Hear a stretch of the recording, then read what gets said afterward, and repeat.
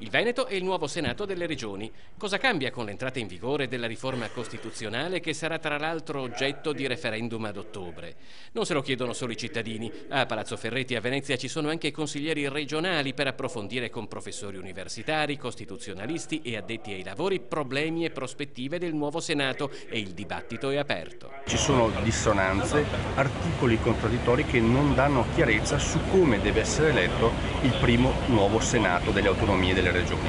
Dovremmo anche mettere appunto a fuoco le soluzioni per evitare un impasse se passasse questa Costituzione che renderebbe veramente difficile la composizione del nuovo Senato.